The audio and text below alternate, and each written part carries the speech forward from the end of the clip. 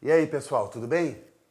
Um vídeo diferente, um documentário sobre uma menina chamada Beth Thomas.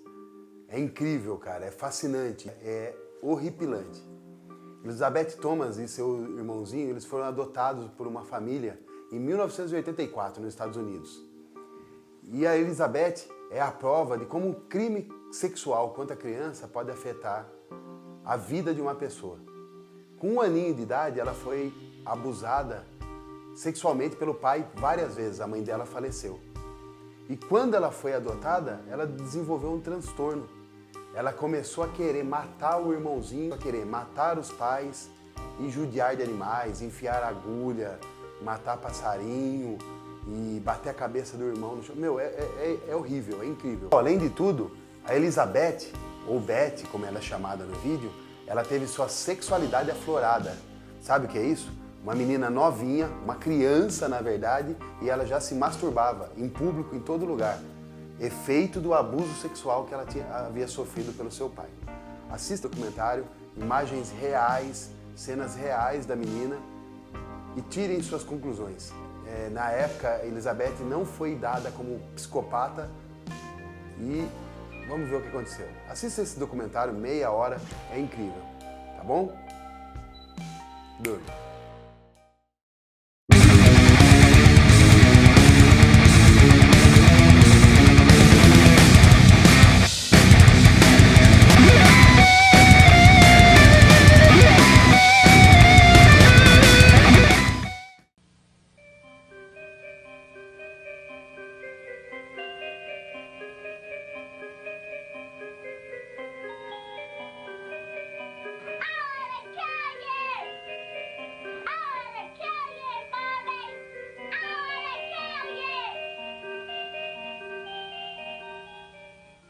Are people afraid of you, Beth? Uh-huh. Who's afraid of you, Beth? John. Your brother. And what is your brother, why is your brother afraid of you? Because I hurt him so much. Mm-hmm. Okay. And what, at nighttime, what do your parents do to your door? Lock it shut. Why do they lock it shut? Because they don't want me to hurt John. Right. And they're kind of afraid of hurting John? Of you hurting John? Mm-hmm. Okay. Are they afraid that you might hurt them? Yep. Would you, Beth? Mm-hmm. When would you do it? Nighttime. Okay. Why would you do nighttime? Because I don't like them seeing me do it. But they can feel me do it. Mm-hmm. And what would you do to him, Beth? Stab them. Okay. What would you stab him with? A knife. The program you are about to see was compiled from the actual therapy tapes of Dr. Ken McGidd, a clinical psychologist specializing in the treatment of severely abused children. Children so traumatized in the first years of life that they do not bond with other people. They are children who cannot love or accept love. Children without conscience who can hurt or even kill without remorse. This film shows the devastating effects of abuse on a child. It also shows that victims can be helped. It is the story of a 6.5-year-old girl named Beth. Do you ever stick pins in people? Mm-hmm. Who? My brother. Okay. Do you do it a little bit or a lot? A lot. Okay. And what are you trying to do to your brother? Kill him. Why do you want your brother to die? Because I was hurt so bad, and I don't want to be around people. Okay. Who else would you like to stick pins into? Mommy and Daddy. What would you like to have happen to them? Die. Jesus could have lived to save Israel, yet he chose to die to save the world. Tim is the minister of a small Methodist church in the South. He and his wife, Julie, had been married for 12 years. Jesus didn't say so. Unable to have children of their own, they decided to adopt. In February of 1984, they received a call from the Department of Social Services telling them they had 2 children available for adoption. They were told that Beth, 19 months old, and her brother Jonathan, 7 months old, were normal and healthy. We did not need children to make our lives complete. We felt secure in ourselves and secure in our relationship, but we wanted to share that with somebody else. And we felt like we had a lot to pass on to a child, and that was what we really wanted to do. And when the phone call came, it was like, at last it's here. It seemed like a miracle. It had happened so quick. We'd heard of couples having to wait 5, 10 years on a child, and here we had 2 young children. It was like the answer to our dream. Their dream became a nightmare when they realized that Beth and Jonathan had severe emotional problems. We had the kids with us, Beth and her younger brother John, for probably a couple of months until we began to learn something about their background and their past. And when we learned it, some things seemed to fall in place about her behavior and John's behavior. From several sources, we discovered that they didn't have enough food to eat. That perhaps even Beth went all day maybe with just a box of Kick cereal. John himself was found in a bassinet with little patches of urine all over it and a dirty diaper and a couple of bottles at his feet that had curdled milk, and the back of his head was completely flat. The front of his head had bulged out, and at 7 months he couldn't raise his head, couldn't roll over. He was just had no stimulation, and we think perhaps that had happened to Beth, and it wasn't very long until she began showing some signs of perhaps even some abuse. There was a nightmare that she had, and the nightmare was about a man who was falling on her and hurting her with a part of himself. Tell me about your birth father. What was that nightmare like? When he touched my vaginas Okay.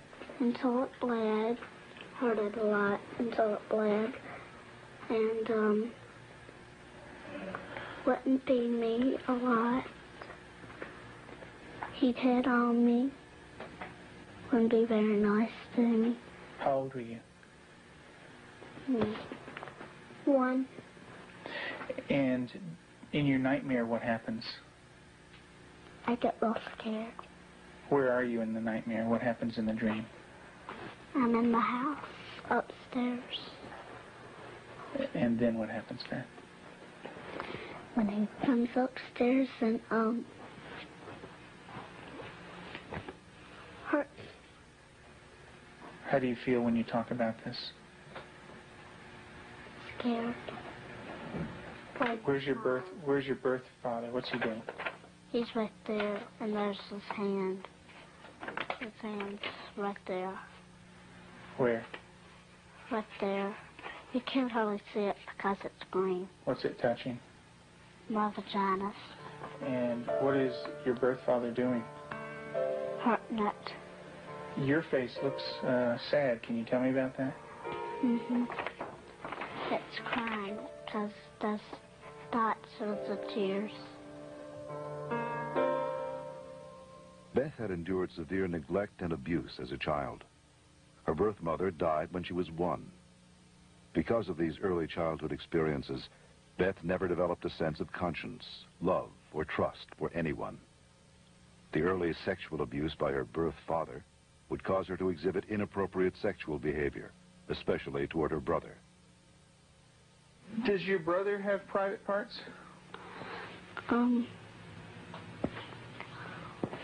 Yeah. Yeah. What is his private parts?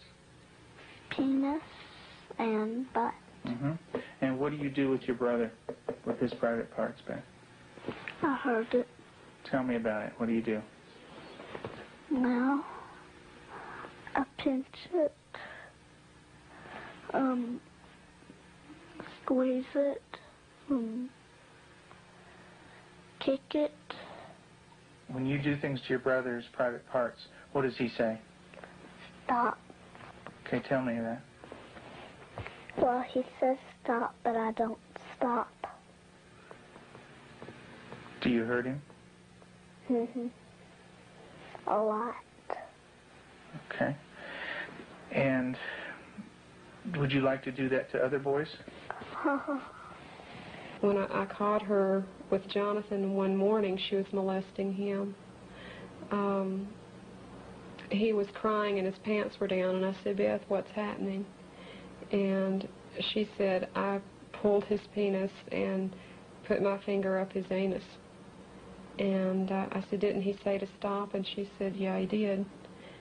And I said, did you? And she said, no. Have you ever rubbed your private parts?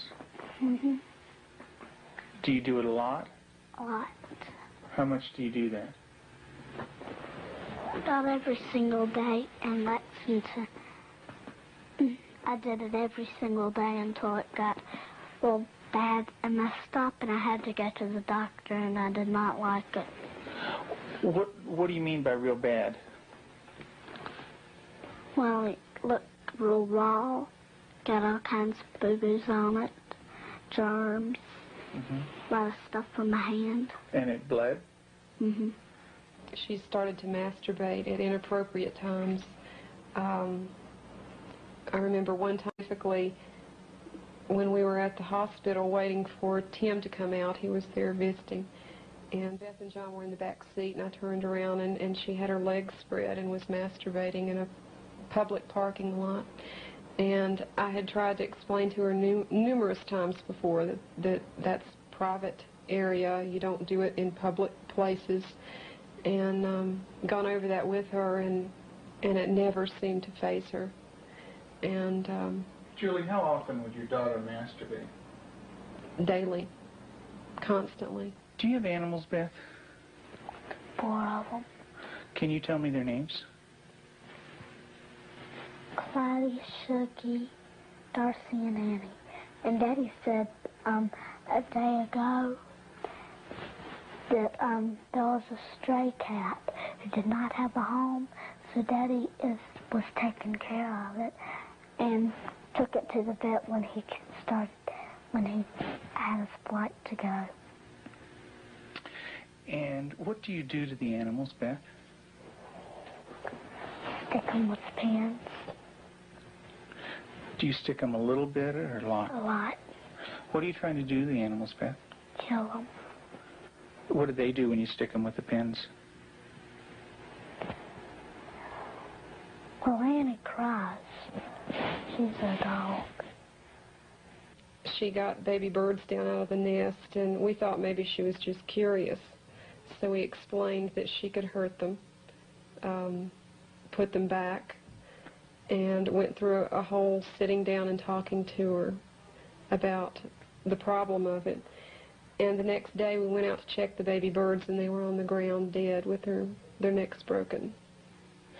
Let's talk about what happened once when you were smaller, when you found some baby birds in a tree. What did you do then? I took them out. And what did Mom say to you?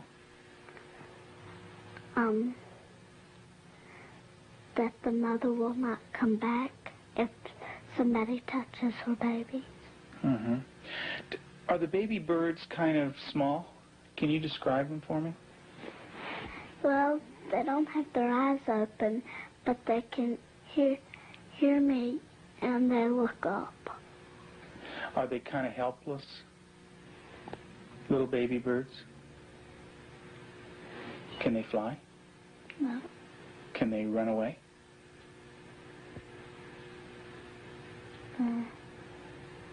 Yes. They can? Are they easy to catch or hard to catch? Hard. Yeah. Well, it's hard to remember. With the baby birds, what did you do? Took them out of the tree. And what did you do with them? Played around too rough. Also, when at the end, I picked it up and I thought it was Dad, and I came to say, "Mommy, is this bird dead?" And she said, she called Daddy and said, "Tim," and Daddy came and I think I remember that they said yes. Mm-hmm. And so did the little baby birds die? I don't know. You don't remember? I just remember that I remember that Mommy and Daddy said the last bird we got was dead. Mm-hmm. Do you know what Mom said to me? She said that all of them were dead. Did you squeeze them? Did Baby Beth squeeze them? You're doing a good job, honey. Go ahead and tell me what happened. I squeezed them. And what happened? They died. But this kind of aggression at our animals and even at our brother Jonathan was beginning to grow to such an excess that our life was miserable at home. John would cry in the mornings and say his stomach hurt. For the longest time, we thought maybe this child has some problem with his intestinal area, or maybe he has allergies, and so we tried to get all that checked out. Come to find out, Beth was coming out of her room and hitting him in the stomach. And so, as a last resort, just to protect him, we had to tie our door shut. So I guess for the last 3 or 4 months now, we've had to tie her in at night, sort of barricade her. The repercussions of Beth's tragic childhood led to uncontrollable rage. Despite the love and nurturing of her adoptive parents, she took this rage out on herself, on her brother, and on them. Her acts of violence became more and more cruel and frightening. Well, I noticed several, like paring knives in the kitchen, missing. And my first thought was Beth. And I felt a little guilty about it at first. I thought, nah. But I really didn't even mention it to her. They had been gone several weeks. She was sitting at the table drawing and mentioned to me, "What do those knives look like that are gone, Mom?" And I said, "What knives, Beth?" And she said, "Weren't they kind of silver and about this big?" And I knew then, and then this little smile that's not a sweet smile, but a malicious type of smile. And I knew then, I thought, she's got them. Tell me about the knives. Where did you get them? From the drawer. And where else? Do you remember? Mm-hmm. Tell me about it. I got them from the dishwasher. What kind of knives?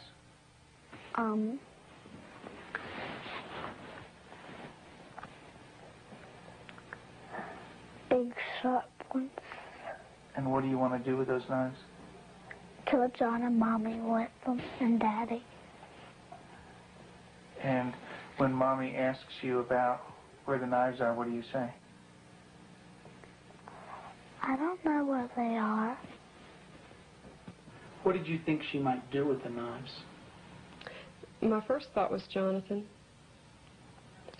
And the reason we thought that was that by this time, she had tried to kill John on several occasions and openly admitted that.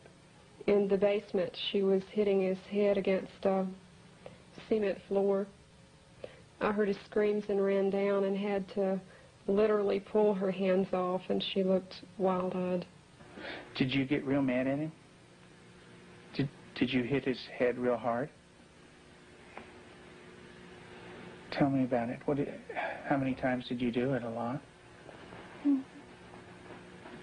What was the floor like? Cement.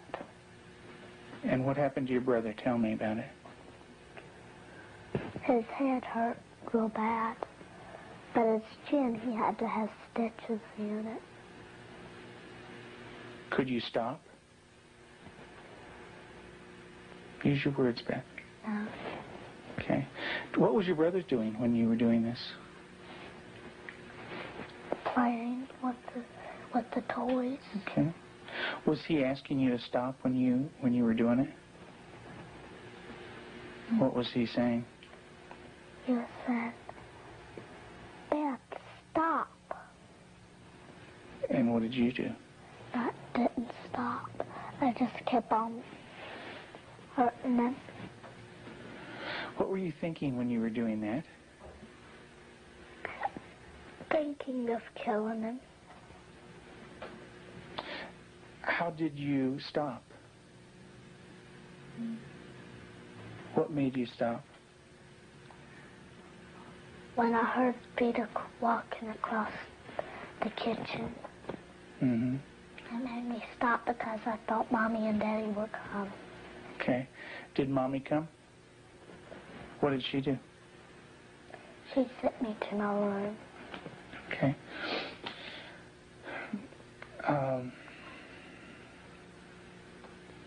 And what if Mom didn't stop you? What would you have done? Kept on doing it. And what about... After evaluating the extent of Beth's psychological problems, Dr. Magid felt that for the well-being of the family, Beth needed to be temporarily separated from them. In April of 1989, her parents brought her to a special home with an expert at raising children with early attachment disorders, especially children who are dangerous to themselves and others. I have children that have killed numerous times. Cold-blooded family members, neighbor children killed them. And they can do it. Makes my blood run cold just thinking about 9 years old. People don't think a 9-year-old is capable of cold-blooded murder, but they are. That attachment break does severe damage to the heart, the ability to care and the ability to love. If they don't care and they don't love, they're capable of anything. We're very strict about everything. Everything is completely monitored. We take complete control because a child who's unattached does not trust. And because they don't trust, they don't allow anybody to be boss of them. So we take complete control. They are not boss of anything. They have to ask to get a drink of water. They have to ask to go to the bathroom. They have to ask to leave our sight. Part of that is because we cannot trust them because of the damage that they've done before. Beth, would you like to say grace, please? Sure. Heavenly Father, thank you for this good day and everybody doing good. In Jesus' name, amen. Amen. Amen. They believe that they're evil. They believe they're from the devil. They believe that they are not a person of value. And we have to change that, and we have to build that from a child who's nothing, who's a bad kid in their own mind, to a child who's valuable and loving, and they see themselves as that.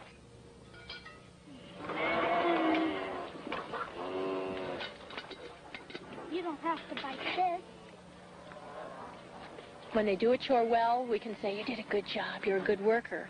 And then it just builds that self-esteem little by little so that they change the way that they see themselves.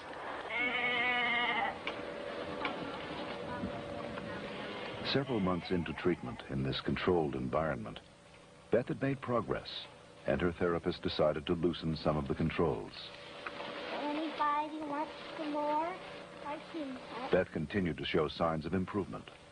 She began to develop a sense of right and wrong. She seemed to respond to affection, was more outgoing. Gosh, you don't have to like. She went to public school, made friends at the local church, and even sang in the choir. And you're going to go into Sunday school again this morning? Yeah. And get stickers. Maybe you could put one on your nose. In the years you made it clear that the time of Christ was near, though the people couldn't see what Messiah ought to be, though your word contained the plan, they just could not understand. That's Elijah? Mm-hmm. Yeah, it's a beard.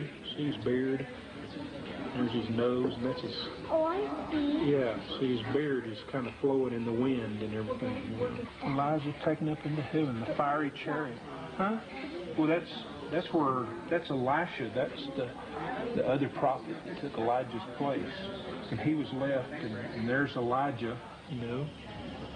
And he learned about sheep, and the Lord is my shepherd. March 3rd, you just got that yesterday, huh?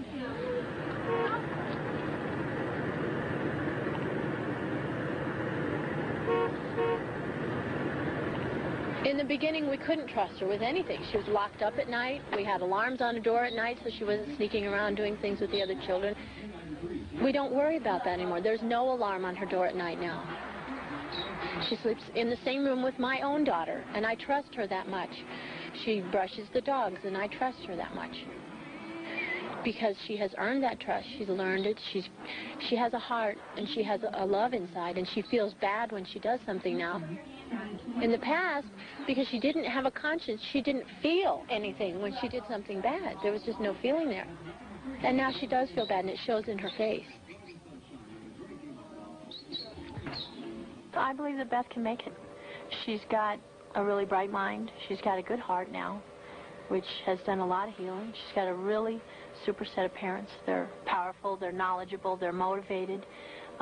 She's done a lot of good work with you in therapy, with Cannell and with myself. She wants to heal, and that's the #1 key. And she wants to heal because she has a family that really cares about her, and she wants to be with them. Do you know where that anger came from? That's when my birth dad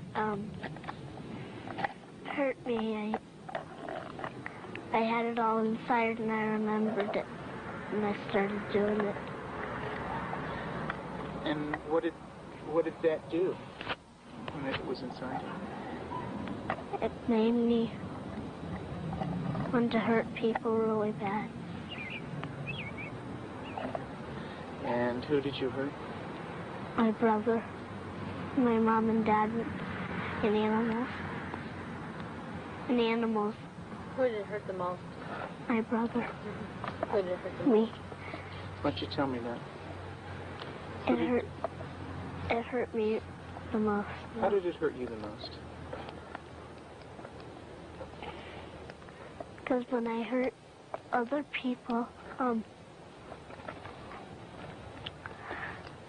hurting my good self. How do you feel right now, Beth?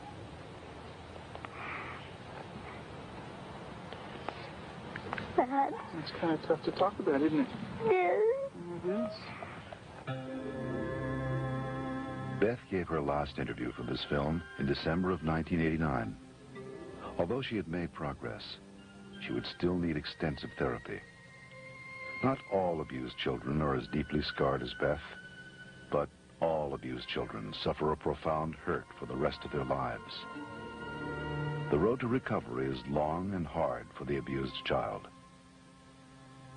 There are more than 1 million new victims of child abuse in America every year.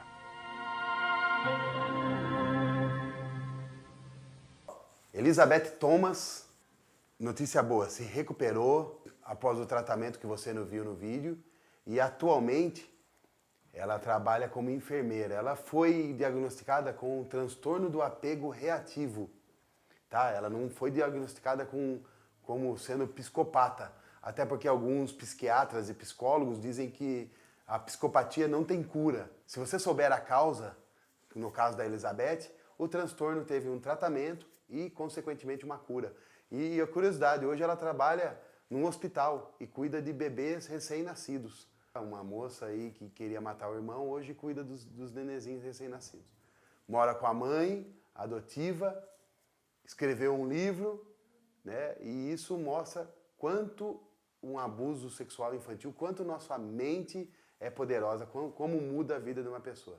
Tá bom? Eu espero que você tenha gostado. Eu quero que você deixe seu comentário aqui embaixo para a gente saber a sua opinião. Você já conhecia esse caso? O que você achou desse vídeo? Se inscreva no canal e ajude a compartilhar com seus amigos para a gente crescer cada vez mais. Muito obrigado, galera. Valeu!